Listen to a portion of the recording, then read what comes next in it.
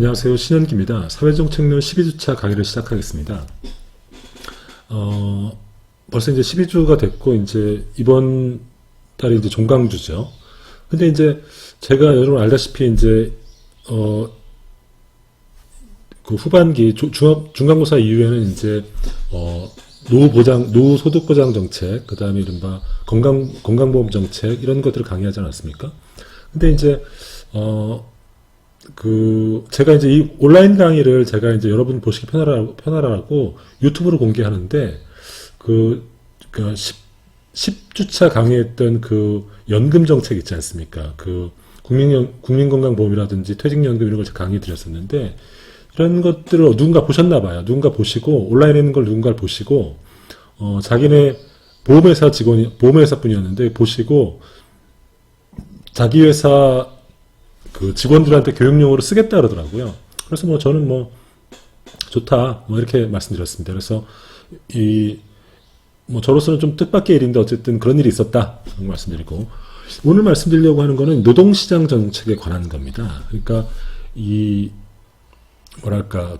우리가 이제 지금의 우리 사회보험이라는 게 결국은 노동시장에서의 고용의 근거에서 연금을 적립하고 또 의료보험을 지급하고 이러면서 이제 운영되지 않습니까? 그러니까 노동시장에서의 고용 상태가 지금 사회보험을 만드는 가장 기본이라는 거죠. 근데 이제 노동시장에서 굉장히 문제점이 많이 있습니다.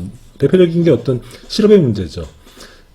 이 실업이 이제 중요한 어떤 사회적 위험인데, 여기에 대해서 그 실업이 됐을 때 소득보장 정책으로서 우리가 실업급여라든지 혹은 최근에는 어떤 적정 노동시장, 그러니까 취업의 가능성을 고용 가능성을 높이기 위해서 다양한 교육 훈련들을 제공하고 있는데, 그런 제도들이 어떤 것이 있는지.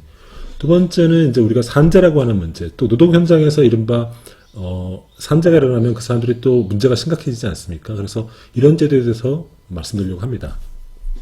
특히 이 노동시장 정책은 저는 굉장히 조금 중요한 정책이라고 봅니다. 왜냐하면은 지금의 사회보험 제도가 노동시장에 근거하고 있다는 측면도 있지만은, 실제로 우리 노동시장이 굉장히 문제점이 많고 열악하다는 거죠. 가령 예를 들어서, 최근에 이 코로나19가 잠잠해지다가 다시, 쿠팡이라든지 혹은 마켓캘리 이런 데를 중심으로 이른바, 이 배달 노동자들을 중심으로 급증하고 있어서 다시 이번에 좀 코로나가 다시 위험해지고 있는 문제가 있지 않습니까?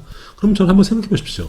왜 이 코로나19가 쿠팡이라든지 그 다음에 마켓캘리라든지 이런 어떤 배달 노동자들에게 집중됐는가? 한번 생각해 보십시오. 제가 볼 때는 이들의 노동 환경과 굉장히 밀접하게 연관되어 있습니다. 그러니까 이른바 이제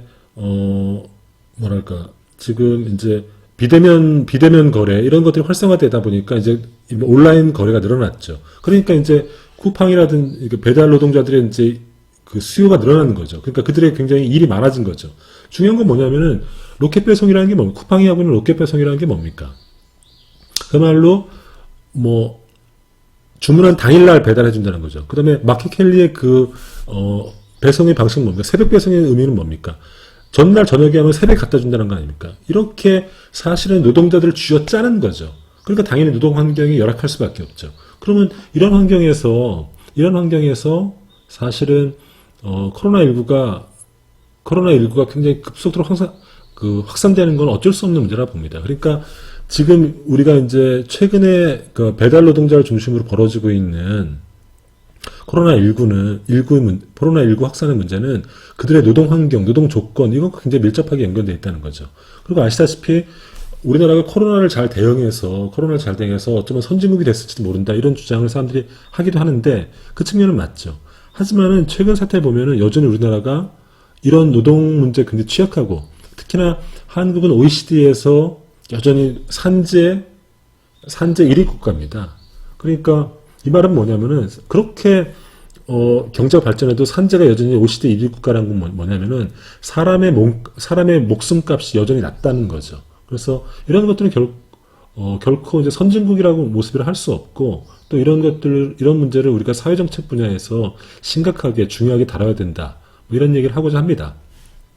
그리고 이제 14주차 강의는 마지막 강의인데, 저는 이제 특히 이 과목 같은 경우는 굉장히 우리 사회 문제를 자주 얘기하지 않았습니까? 그래서 여러분과 좀 토론하는 시간을 가지려고 합니다. 종합 토론 시간으로.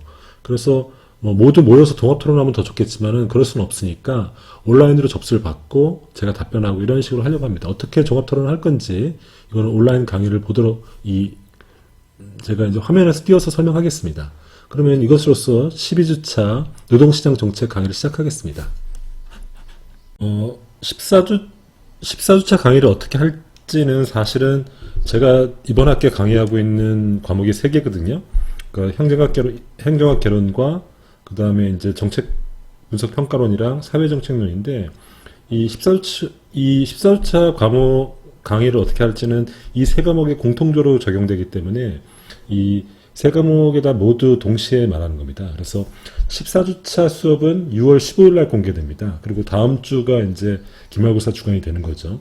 학교에서는 6월 15일부터 이제 기말고사 주간으로 정했는데 저는 일단 6월 15일까지 14주 강의를 마치고 15주차 때를 이제 기말고사라고 정하고 있습니다. 여러분들 대개는 그 다음 주 목요일까지 이제 다 시험 문제 답안지를 내도록 돼 있죠.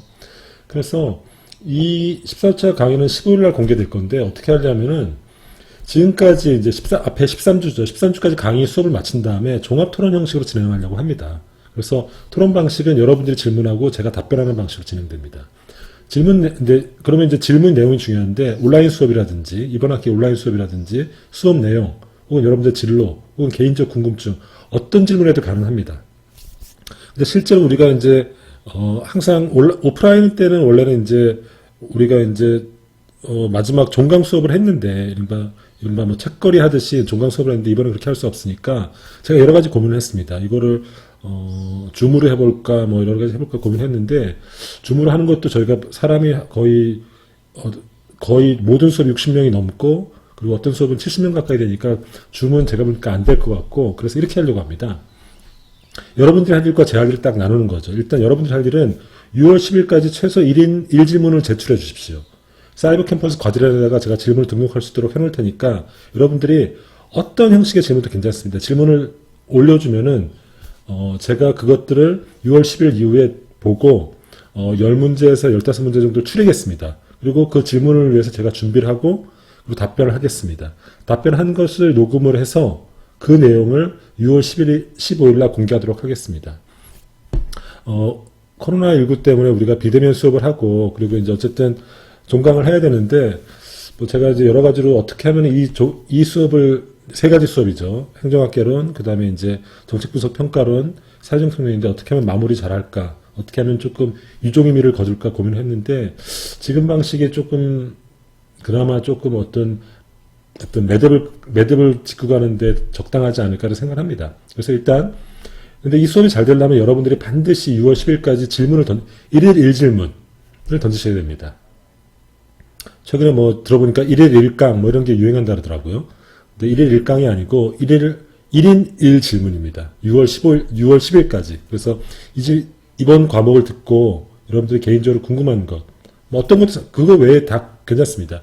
그런 것들을 접수해 주시기 바랍니다. 그러면 그것들을 제가, 여러분들 질문을 받아서, 제가 답변을 준비하고 답변을 녹화해서, 그래서 여러분들께, 공개하는 방식으로 마지막 수업을 종합토론, 이제 종강입니다라는 주제의 마지막 종합토론을 하도록 하겠습니다. 궁금한 점이 있으면 역시 연락을 주십시오. 그러면 수업을 시작하겠습니다. 사회정책론 12주차 강의를 시작하겠습니다. 이번 주에 강의할 내용은 노동시장 정책에 관한 겁니다.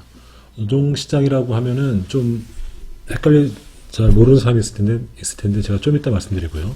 노동시장 정책 관련해서는 이제 고용보험과 산재보험에 대해서 말씀드리겠습니다. 노동시장은 그야말로 이제 이 사람의 노동력이 거래되는 거죠.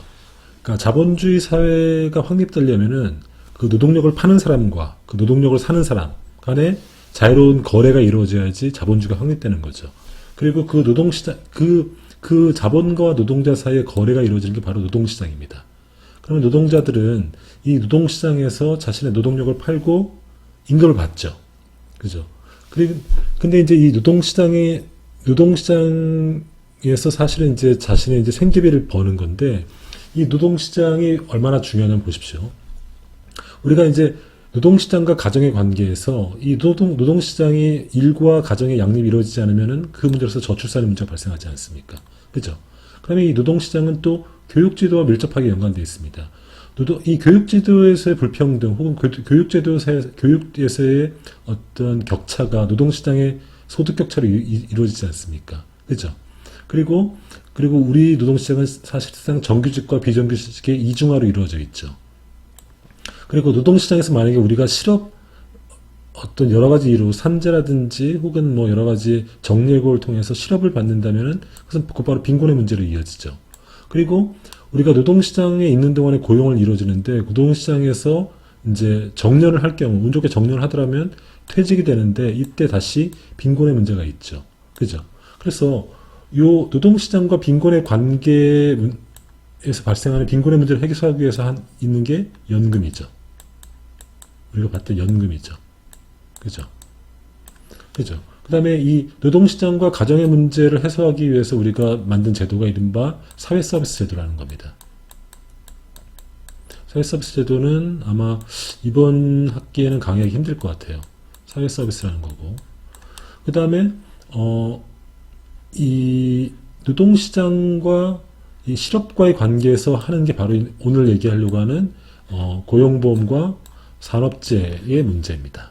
그래서 이 노동시장은 이처럼 중요한 문제이기 때문에 국가가 적극적으로 개입을 합니다. 그런데 여러분들이 생각할 수 있죠.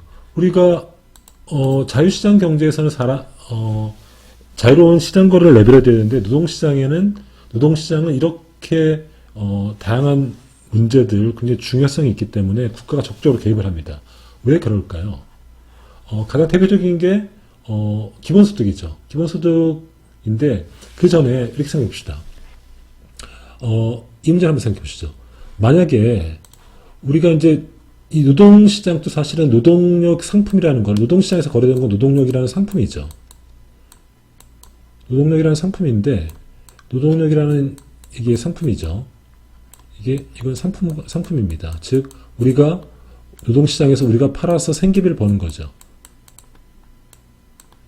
근데, 만약에 노동 공급이 일정하게 늘어난다고 해봅시다. 어떤 실업이라든지 혹은 어떤 노동 공급, 어떤 이유 때문에 노동 공급이 늘어난다고 해봅시다. 노동 공급이 늘어나면은 임금은 여기서 일로 떨어질 수밖에 없죠. 임금은 떨어집니다. 즉, 노동 공급이 많아지면은, 즉, 노동자들의 실업자가 많아지면 임금이 떨어지죠. 그리고 노동 공급이 실업 때문에 대량 실업이 일어나서 더 노동 공급이 많아지면 임금은 더 떨어지죠. 그죠? 임금은 더 떨어지게 있습니다. 근데 생각해 보십시오. 우리가 일반적인 시장이라고 한다면은 이렇게 수요와 공급에 따라서 그 가격, 여기서는 임금이죠. 노동력의 가격은 임금이죠. 임금이 자유롭게 조정을 해주는데 인간의 임금은 바닥까지, 그러니까 상품이라고 한다면 이 가격은 아주 땡처리도 가능합니다. 땡처리를 통해서 아주 낮은 가격을 통해서 공급을 해소할 수 있습니다. 근데 인간의 노동력은 일정 수준 이상 낮아질 수가 없죠. 왜 그렇습니까? 일정 수준 이상 인간의 노동은 일정 수준 이상 낮아질 수가 없습니다. 왜? 인간의 임금은 노동력의 가격인 동시에 그것은 곧 인간의 생활비이기 때문입니다. 생활비입니다. 생계비이기 때문입니다. 즉, 인간의 노동력은 곧 생계와 직결되기 때문에 더 이상 밑으로 낮아질 수 없는 수준에 있단 말이죠. 그죠? 그러니까 정부가 이 수준을 일정하게 지지해 줄 필요가 있는 거죠. 그렇죠. 또 한편으로는 필요에 따라서 만약에 이 수준, 지금 시장에 생성되는 어떤 가격이 너무 낮다면은 정부가 인위적으로 이 가격을 끌어올리죠. 왜냐? 임금이라는 것들은 결국은 생계비니까. 그게 바로 기본소득입니다. 기본소득. 여기서는 이제 기본소득이 이쪽으로 높아졌기 때문에 임금이 이리로 올라간 걸 표현하고 있는 거죠. 그죠? 그러니까, 노동시장도 일반적인 시장처럼, 상품시장처럼 공급과 수요에 따라서 가격이 결정됩니다. 하지만 노동시장은 특별하게, 노동력의 가격, 즉, 임금이라는 것들은 인간의 생계비와 직결되기 때문에, 국가가 적극적으로 개입할 수밖에 없는 거죠. 그리고 노동에서 노동시장에서의 어떤 여러 문제점들이 결국은 가정의 문제, 혹은 어떤 퇴직 후의 노후 보장 문제, 혹은 어떤 여러 문제가 겹치되어 있고, 결합되어 있고, 지금의 우리가 얘기하고 있는 어떤 사회보험 있지 않습니까? 의료보험이라든지, 혹은 국민연금이라든지, 이런 연금, 사회보험들도 모두 노동시장에서의 고용을 근거로 만들어진 것 아니겠습니까? 고용에서 발생한 임금 중에 일부를 떼서 연금으로, 국민연금이라든지 건강보험 기금으로 적립하는 거지 않습니까? 그러니까 노동시장이 이만큼 중요하다는 거죠. 그러니까 국가가 이 노동시장에 개입할 수밖에 없는 거죠. 근데 이 노동시장에서, 따라서 이 노동시장에서 부딪히는 가장 큰 위험은 무엇인가 하면은 실업이라는 거죠. 실업이 되면은 고용이 더 이상 이루어지지 않으니까 개인의 입장에서는 생계비가 일단 당장 없죠. 그리고 또 한편으로는 고용을 근거로 적립하게 되는 각종 국민연금이라든지 건강보험 이런 것들을 납부할 수 없게 되니까 당장 노후라든지 건강보장이 어려워지는 문제가 있는 거죠. 그래서 이 실업을 노동시장에서 부딪히는 실업의 문제를 해서 그런 위험을 해지하기 위해서 우리가 만든 게 이른바 고용보험, 실업보험 같은 거죠.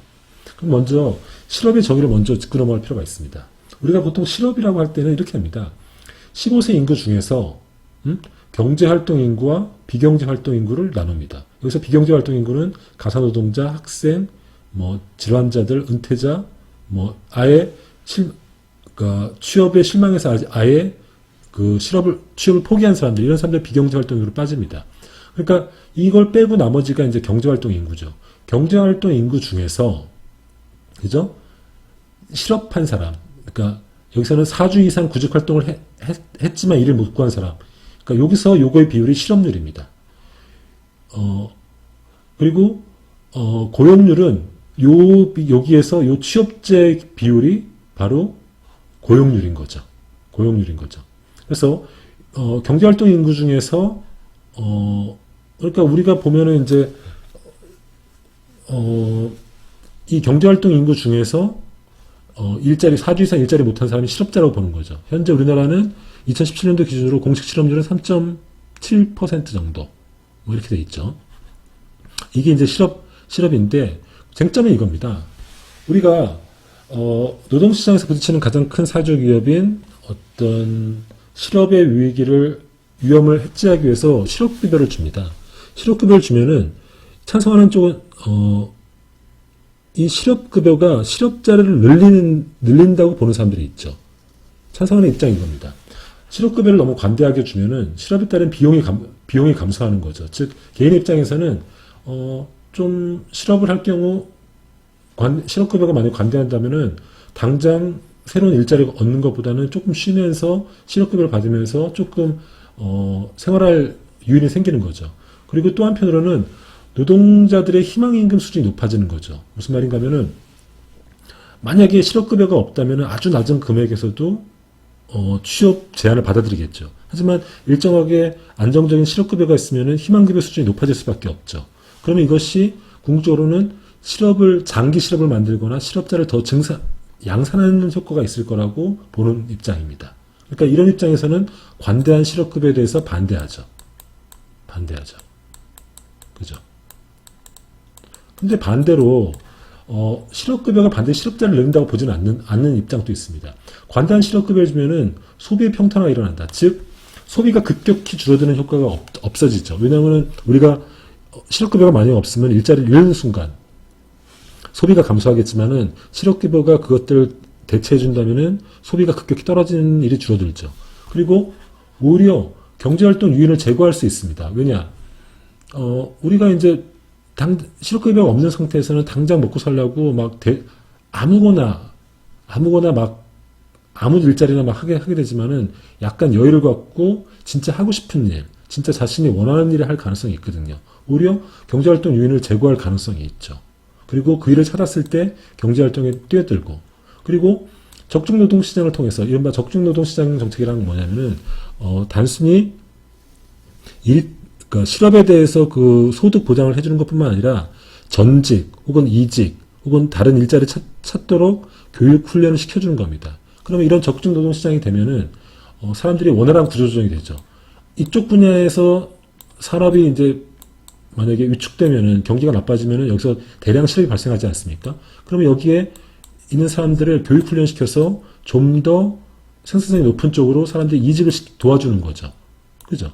이것도 이제 관대한 실업급여를 통해서 이런 이직을 유도해낼 수 있는 거죠. 그러니까 관대한 실업급여가 반드시 문제가 되지 않고 오히려 소비를 평탄화시키고 경제활동 유인을 높이고 그 다음에 원활한 구조조정을 유도할 것이라고 주장하는 사람이 있습니다.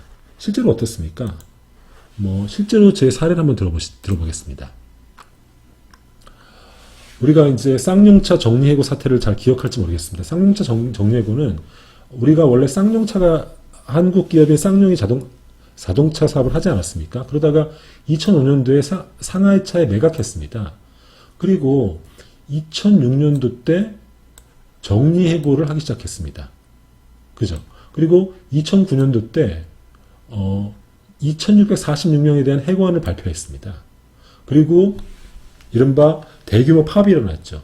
그리고 갑자기 파업이 일어나서 여기 2012년도 때 23번째 사망자가 있었다는데 작년까지 거의 30명의 사망자, 즉 자살이 했습니다.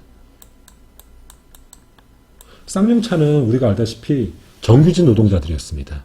정규직 노동자였고, 이 정규직 노동자라는 건 뭐냐면은 실업급여가 그러니까 고용보험의 혜택을 받는 사람이라는 거죠.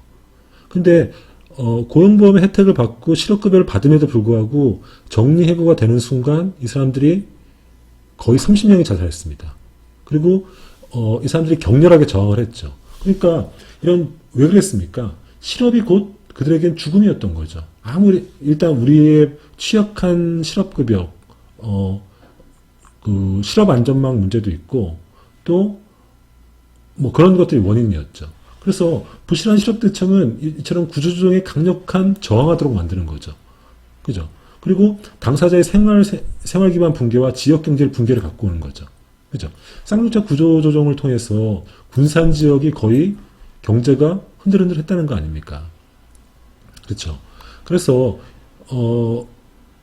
우리가 이제 실업급여가 사람들을 더 게으르게 만들 것이다. 그들의 어떤 취업 동기, 재빠른 어떤 취업 동기를 방해할 것이다고 얘기하지만은 쌍용차 사태를 통해서 보면은 우리가 그러니까 실업 안전망이 없는 상태에서의 정리해고는 곧 죽음이고 그것은 어떤 산업의 구조조정을 방해하고 개인의 입장에서는 생활 기반의 붕괴, 지역 경제의 붕괴, 개인의 자살, 그 사람들의 어떤 생의 어떤 절벽을 몰고 간다. 이런 것들을 보여주는 대표적인 사례인 거죠.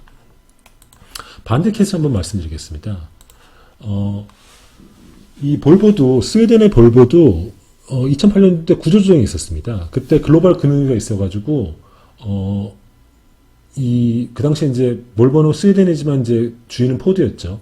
2,900명을 인력 감축이 있었습니다. 그때 급여의 80% 정도의 실업 수당을 주고 또 부족한 부분은 노동조합이나 지역사회에서 수당을 제공하면서 어떤 안전망을 제공해 줬죠. 그리고 다양한 이직을 지원해 줬습니다. 그리고 2010년도 때 중국 지리차가 인수하면서 재투자가 시작됐죠. 그때 2,900명 중에서 1,556명, 즉 해고자의 60명이 다시 복직하게 됐습니다. 그죠? 이렇게 강한 사회적 안전망은 해고에 대한 저항을 낮추고 원활한 산업구조를 갖고 온다는 거죠. 오른쪽 그림 한번 보시죠. 우리나라는 실업률이 높아졌을 때 자살률이 굉장히 따라서 높아졌습니다. 쌍용차는 30명이 거의 5년 동안 30명이 자살했었습니다. 근데 이 스웨덴 사례 한번 보시죠. 실업률이 높아지더라도 자살률은 계속 낮아지는 걸 보고 있을 수 있죠. 왜 그렇습니까? 한국의 이런 쌍용차 사례와 스웨덴은 뭐가 다른 겁니까? 이 볼보의 구조조정 사례에서 알 수 있는 것처럼 이들은 실업이더라도 당장 죽음이 아니라는 거죠. 다양한 실업수당과 사회적 안전망을 통해서 견딜 수 있는 거죠. 그리고 그런 걸 통해서 원활한 산업구조를 통해서 산업이 다시 살아나면 다시 재고용이 되는 이런 안전망이 마련되어 있는 게 한국과 스웨덴을 가르는 결정적인 기준이라는 거죠. 그죠? 따라서 우리가 단순히 실업보험이 사람들을 게으르게 한다. 그리고 실업을 장기화시킨다. 이런 요소도 일부분 있을 수 있습니다. 그러나 더 큰 그림을 보면은 오히려 그것이 산업의 원활한 구조조정, 그 그다음에 사람들의 근로유인을 높일 수도 있다는 측면을 생각해 볼 필요가 있다고 생각합니다. 그럼 이런 식의 실업보험은 언제 생겼느냐? 실업보험은 처음에는 겐트 제도라고 하는데 지금처럼 이제 국가가 사회보험 형식으로 만든 것은 20세기에 들어서고 원래는 초기 실업보험은 이른바 겐트 제도로 하는 것으로 출발했습니다. 그러니까 자본주의 초기에 수공업 숙련 노동자들이 상호 부조로 즉 십시일반으로 실업에 대비해서 기금을 모으는 거죠. 그래서 실업기금을 모으는 겁니다. 그러다가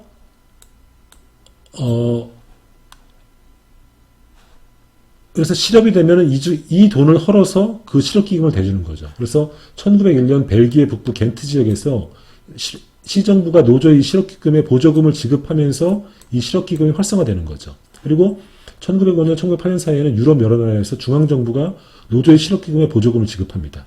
이러면서 실업기금, 이런 것들을 겐트 제도라고 하는데, 왜냐면 벨기에 북부 겐트 지역에서 출발했다고 해서 겐트 제도라고 하는데, 이런 식으로 실업기금을 했었죠.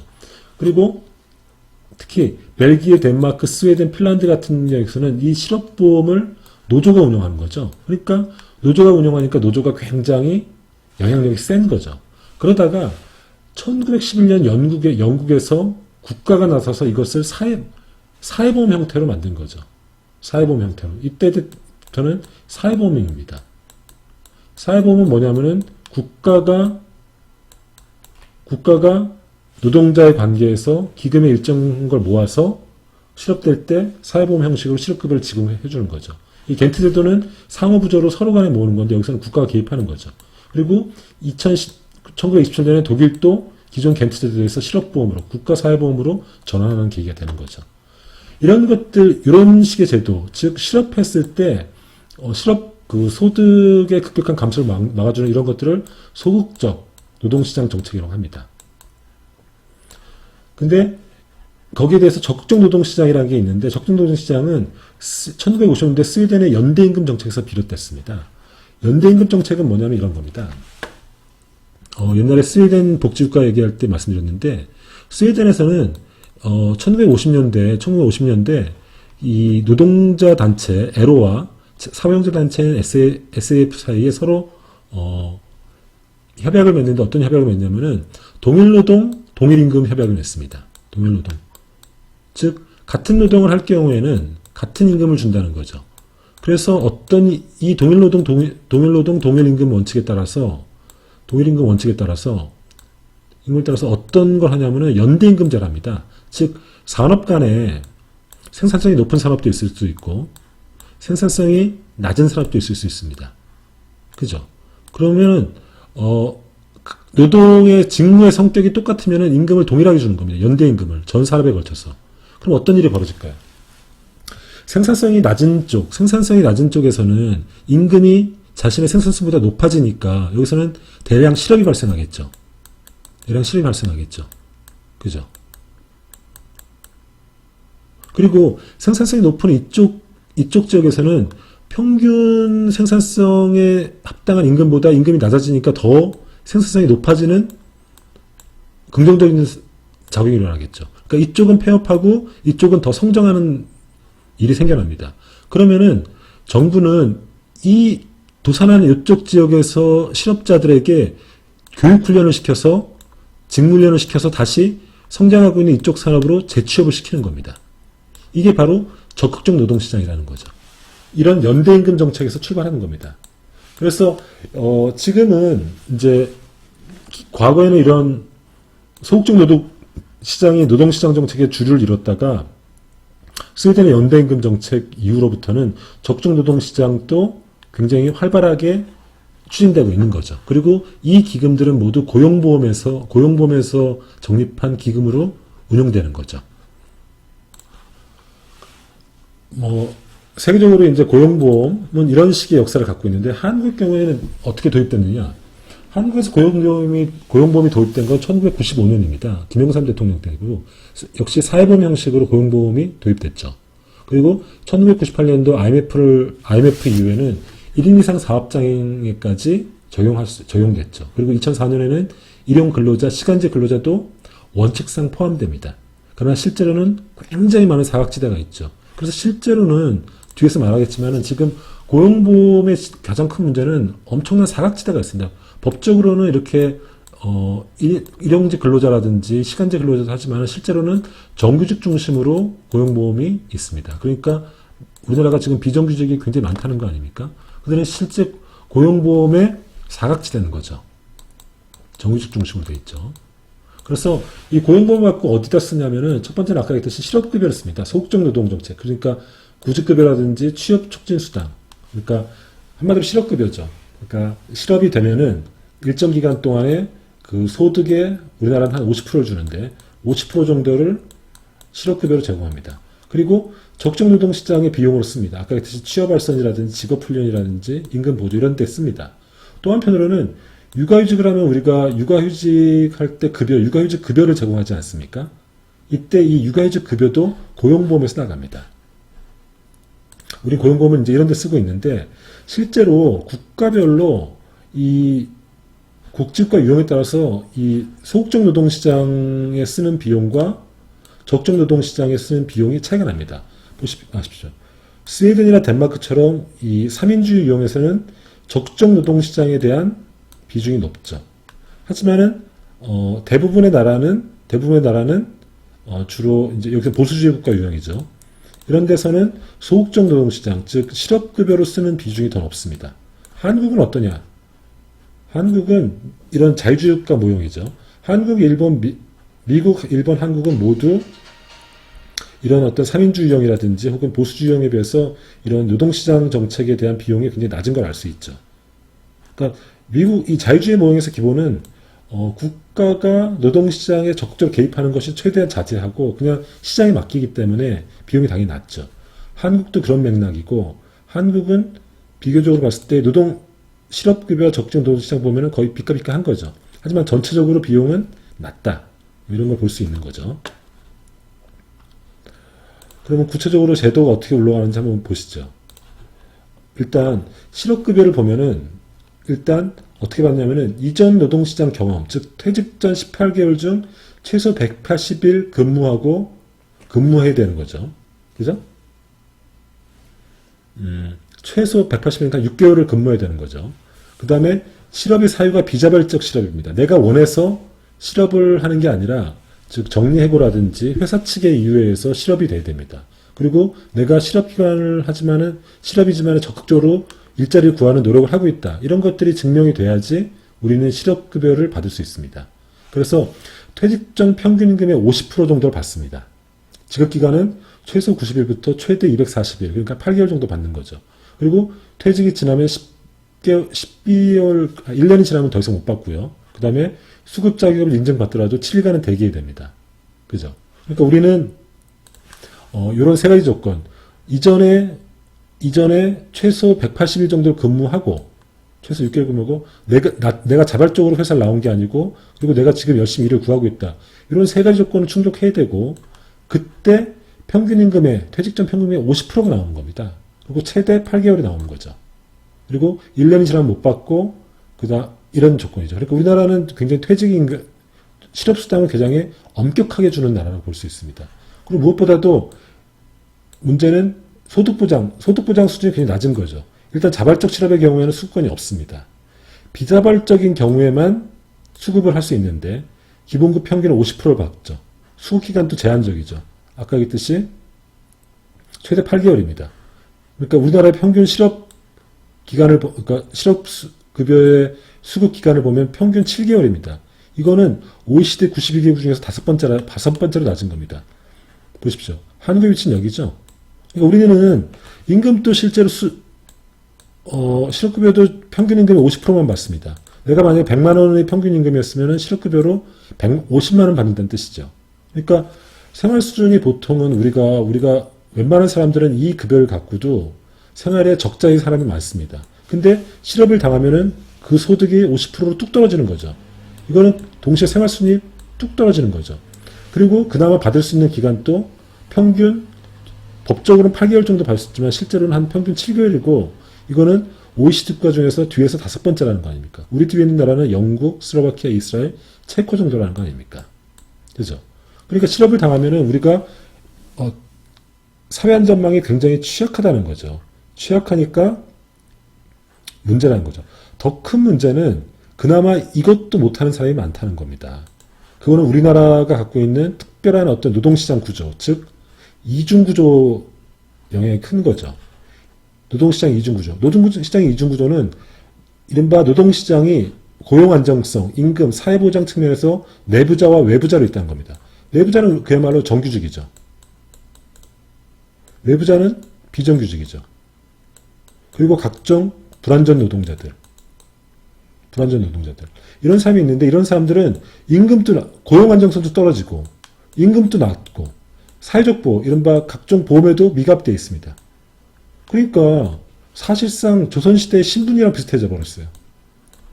그죠? 이런 문제가 있죠. 그래서 이런 계층들을 위해서 이런 사람들이 이제 고용보험도 못 낸단 말이죠. 이런 사람들은 고용보험도 못 내니까 이런 사람들을 지원하기 위해서 누리누리 사회보험이라는 걸 하고 있습니다. 그래서 고용보험과 국민연금의 50%를 지원하는 제도가 있고, 그 다음에 이런 노동시장 외부자를 대상으로 그러니까 최저생계, 그러니까 기초생활보장자들에게 대해서는 일자리를 제공하는 것도 하고 있죠. 자활사업을 통해서. 그죠?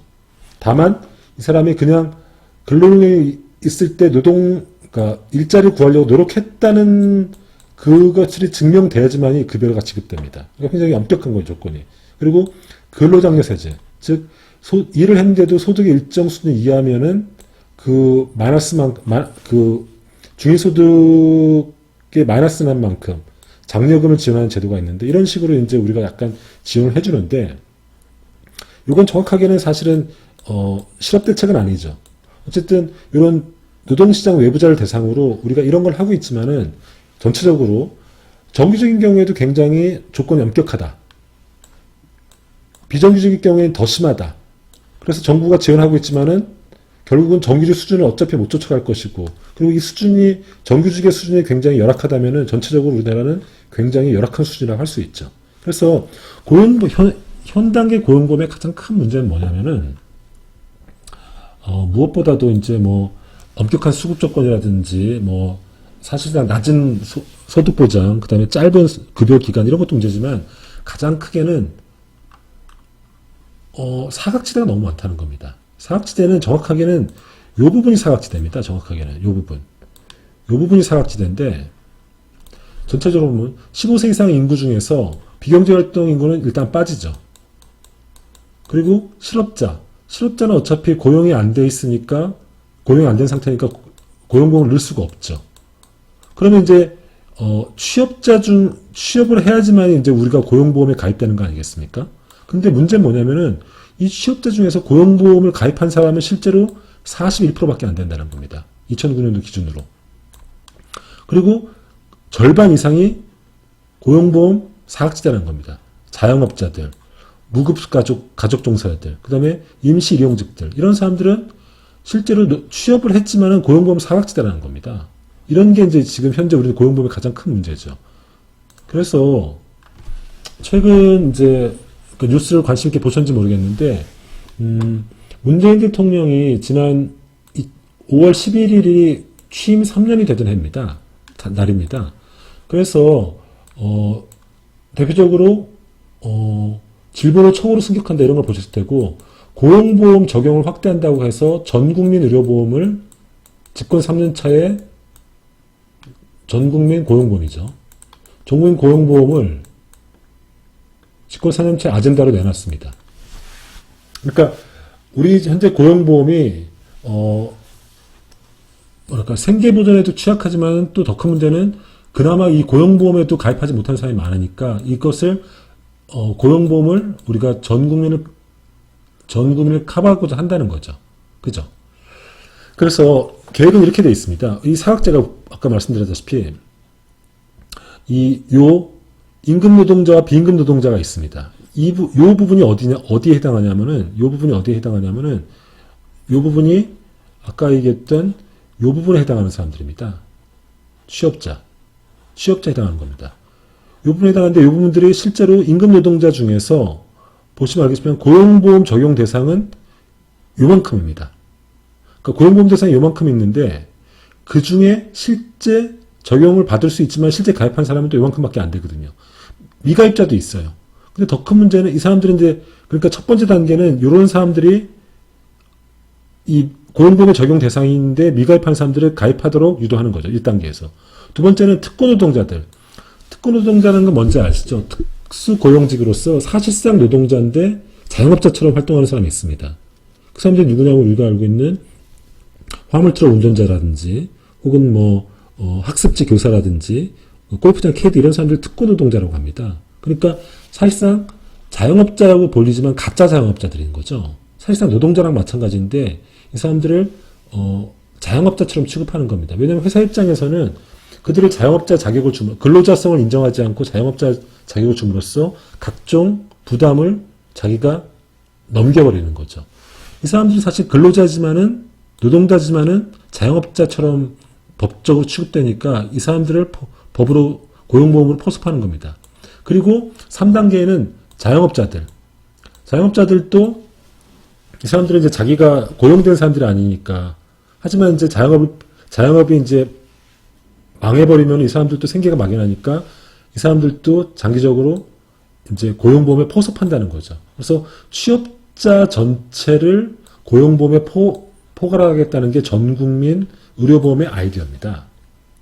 그죠? 그럼으로써 이 사람들 고용보험 미가입자들은 당장 실업이 됐을 때 이 안전망이 없는 사람들 아닙니까? 안전망이 없는 사람들이니까 이 사람들에게 그 안전망을 제공하겠다는 게 전국민 고용보험의 아이디어입니다. 그래서 이 제도로 가기 전에 먼저 국민취업지원제도, 즉 고용보험 미가입자를 대상으로 취업지원 서비스와 구직촉진수당을 먼저 1단계 도입한다는 거죠. 여기에 드는 돈이 연간 50만 명이고 매년 한 1조 1천억 원이 더 든다는 겁니다. 지금 추산해봤더니. 하지만 어떻게 생각합니까? 물론 이제 고용보험 수혜자 입장도 이들이 받을 수 있는 실업급여라든지 육아휴직이라든지 적정노동시장 혜택을 받죠. 고용보험에 따라서. 이 부분도 돈이 너무 적고 그 다음에 수혜기간이 짧다라는 문제점이 있지만은 이쪽 부분은 그나마 혜택도 못 받으니까 이들도 고용보험으로 커버해서 일단 안전망을 제공하는 게 필요하지 않겠나 라고 생각합니다. 그래서 이게 문재인 대통령의 취임 3주년 연설의 핵심 아젠다였습니다. 저는 이 부분에 되게 찬성합니다. 되게 찬성을 하고 그리고 이런 식의 어떤 실업의 보호망, 안전망이 있어야 한다고 생각합니다. 문제는 너무 늦게 시작했다는 거죠. 대통령의 임기가 보통 이제 2년 남았는데 과연 2년 안에 이런 걸 해낼 수 있을까? 이런 게 좀 걱정스럽습니다. 근데 이런 문제를 좀 한번 생각해 보시죠. 고용보험 확대, 그러니까 전국민 고용보험 확대하는 걸로 과연 우리가 충분한 안전망을 마련할 수 있을까? 라는 문제제기가 있습니다. 예를 들어서 고용보험의 아이디어는 뭐냐면은 기본적으로 고용보험, 이런 사회보험은 기본적으로 고용을 근거, 즉 노동시장에서의 고용, 취업을 근거로 하고 있습니다. 근데 정확하게는 정규직 취업이죠. 정규직일 때 이 고용보험 혜택을 받습니다. 근데 우리가 미래에 보면은 플랫폼 노동이라는 게 점점 증가하고 있지 않습니까? 플랫폼 노동은 알다시피 노동자가 바로 기업에 고용되는 게 아니죠. 플랫폼을 매개로 해서 서로 이렇게 플랫폼을 토대로 해서 서로 이 플랫폼에서 거래가 이루어지는 거 아닙니까? 우리가 알고 있는 배달의 민족이라든지 요기요라든지 타다라든지 이렇게 대표적인 플랫폼 아닙니까? 그죠? 그럼 이 사람들은 실제로 기업에 고용되지 않았기 때문에 사실은 이 사람들의 근로자성, 분명히 노동을 하고 있지만은 근로자성, 법률용어로서의 근로자성을 인정받을 수 없기 때문에 고용보험의 혜택을 받을 수 없는 거죠. 더 큰 문제는 점점 우리가 AI를 통해서 점점 일자리가 사라진다는 겁니다. 그죠? 그러니까 불안전 노동, 이런 식의 불안전 노동이 증가하고 거기다가 일자리까지 감소하는 상황에서 고용을 근거로 한 기존의 사회보험 제도가 이런 사람들의 이런 플랫폼 노동자들, 그 다음에 이런 사라진 일자리로서 쫓겨나는 사람들을 과연 커버할 수 있겠냐는 겁니다. 왜냐하면 기존의 사회보험이라는 것들이 고용을 한 사람을 대상으로 한 거기 때문에. 그죠? 그래서 장기적으로 이런 현상들이 우리가 예측되기 때문에 기존의 고용보험으로는 안 되고 기본소득으로 가야 된다라고 주장하는 게 있는 거죠. 그래서 기본소득의 아이디어는 사실은 여러 가지 이유가 있지만 가장 대표적으로는 이런 노동시장에서의 변화가 가장 근본적인 이유입니다. 여러분은 어떻게 생각하십니까? 그래서 제 생각은 우리가 이제 플랫폼 노동자들 혹은 AI에 따른 어떤 일자리의 소멸 이런 것들이 장기화되면서 그건 한마디로 뭐라면은 고용보험 기존의 고용보험으로 커버되지 않는 불안정한 노동이 증가한다는 거죠. 그리고 광범위한 실업이 증가한다는 거죠.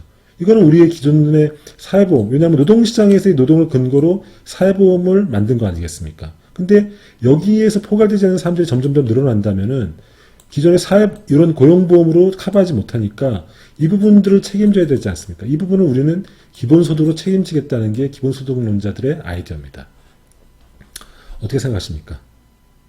이런 문제가 있다는 것들, 그래서 이런 문제를 조금 여러분들도 한번 곰곰이 생각해 보시라는 것들이 제 얘기입니다. 노동시장은 이런 어떤 실업의 문제와 동시에 또 한편으로는 산업재해의 문제가 있습니다. 노동시장의 산업재해 문제. 그 전에 이 문제를 한번 생각해 보시죠. 최근에 코로나19가 물류 노동자들을 덮쳤습니다. 우리가 알고 있는 마켓컬리, 새벽 배송하는 곳이죠. 쿠팡, 로켓 배송을 하는 것이죠. 최근에 부천 지역을 중심으로 이쪽 물류센터에서 사람들이 집단 감염에 걸리면서 이들이 열악한 노동 환경에 대한 관심이 쏠리고 있습니다. 그죠? 왜 물류 노동자들에게 코로나19가 집단 감염이 일어났을까요? 여러 가지 이유가 있지만 저는 첫 번째는 최근에 이 코로나19가 확산되면서 이른바 온라인 쇼핑이 평상시보다 49%, 50% 이상 늘어났답니다. 그럼 이 사람들은 이런 식의 열악한 조건에서 일을 하는 거죠. 거기다가 최근에 쿠팡 부천 물류탄스타에서 이 데이터를 보니까 정규직이 2%밖에 안 된답니다. 굉장히 충격적이지 않습니까? 대부분의 비정규직을 쓰면서 이렇게 열악한 환경에서 강도 높은 일을 시키는 거죠. 그러니까 최근에 이 코로나19의 집단 감염은 사실은 이들의 열악한 노동 환경에 대해서 말해준 겁니다. 그리고 또 한편으로 이쪽 그림 보시죠. 한국은 코로나19 사태를 지난 3개월 동안에 이렇게 잡았습니다. 사망자도 뚝 떨어졌고 감염자도 뚝 떨어졌죠. 3개월의 기적이 일어났습니다. 그래서 한국은 어쩌면 우리 선진국일지 모른다는 찬사를 받고 있죠. 우리도 그렇게 생각하고 있죠. 근데 한국은 지난 20년 동안에 산업재해가 꾸준히 늘어났고 산업재해 사망자도 꾸준히 일어났습니다. OECD 1위입니다. 이런 나라가 과연 선진국일 수 있습니까? 왜 우리나라는 코로나19는 3개월 만에 잡았는데 왜 산업재해는 못 잡고 있습니까? 이게 오늘 제가 하고자 하는 말입니다. 그리고 왜 코로나19는 이런 물류 노동자들에게 집단으로 덮쳤을까요? 그죠? 한마디로 얘기하면 왜 이건 결국은 궁극적으로는 노동 환경에 대한 얘기입니다. 노동 환경. 그리고 노동 환경의 문제는 곧 노동자들의 건강의 문제와 결핍이 있습니다. 건강과 생명의 문제가 있습니다. 즉 한국은 지난 20년 동안 경제를 성장시키면서 이 문제에 대해서 한 번도 진지하게 대책을 세우지 않은 거죠. 제가 이렇게 봅시다. 만약에 우리 사회의 어떤 기득권자들, 그러니까 부잣집 혹은 권력 있는 사람들이 산재로 죽었다고 한다면은 이 문제가 이렇게 방치됐을까요? 방치되지 절대 않았죠. 대부분 산재로 죽는 사람들은 비정규직들, 그 다음에 조금 우리 사회의 하층 계급일 가능성이 높습니다. 왜냐하면 그런 사람들일수록 열악한 취업, 노동 환경에서 일할 가능성이 높은 거죠. 그리고 그들이 산재를 당하는 겁니다. 만약에 우리 사회가 고위층이라든지 부자들이 산재가 일어났으면 이 문제는 벌써 고치고도 남았을 겁니다. 근데 우리가 이 문제를 방치하고 있는 거죠. 그죠? 이런 상황은 굉장히 전 심각하다고 봅니다. 이 문제에서 잠깐 좀 얘기해 보겠습니다. 할 얘기는 많은데 다 얘기하지는 못할 거고 이 문제에서 좀 얘기해 보겠습니다. 산재보험, 이런 식의 노동시장에서 일어나는 또 다른 위험은 바로 산업재해라는 겁니다. 이 산재보험은 1870년 독일에 생겼습니다. 이때 역시 비스마르크죠. 독일에서도 뭐가 문제냐면은 노동자들이 일을 하다가 아예 노동을 할 수 없는 조건, 즉 산재에 부딪히는 거죠. 그래서 사용자 무과실 책임주의, 사용자가 과실이 없더라도 모두 책임지는 무과실 책임주의 원칙을 확립해서 산재에 대해서는 사용자들, 즉 자본가가 모든 것을 책임지도록 이런 법조항이 마련되는 거죠. 그리고 그러니까 이제 자본가도 이제 산재가 일어나면 망할 처지가 있지 않습니까? 그래서 산업재해법을 만들어서 공무원, 농업과 임업, 산업, 선원 등을 확대하는 거죠.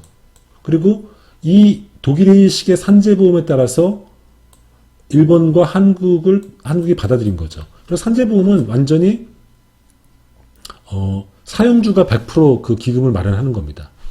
그리고 영미 국가들 경우에는 역시 19세기 후반에 산재보험을 만들지만은 또 한편으로는 민간 보험회사에서도 계약할 수 있도록 해놨습니다. 그래서 영미 국가는 유럽 국가보다는 보상수준이 낮은 특징이 있는 거죠. 한국은 어떻게 했냐? 한국은 이제 독일식 모델을 갖고 왔기 때문에 그때도 잠깐 얘기했지만은 1962년에 박정희 대통령이 구태타를 일으킨 다음에 최고위에서 산재보험법을 통과시킵니다. 그리고 500인 이상 사업장에 대해서 강제로 시행하는 거죠. 최초의 사회보험입니다. 그때 의료보험은 77년도까지 연기됐고 고용보험은 그때 생각도 없었고 그 다음에 그랬었죠. 하지만 산재보험은 유일하게 도입됐습니다. 왜 그랬습니까? 이게 자본 축적에도 유리한다고 본 거죠.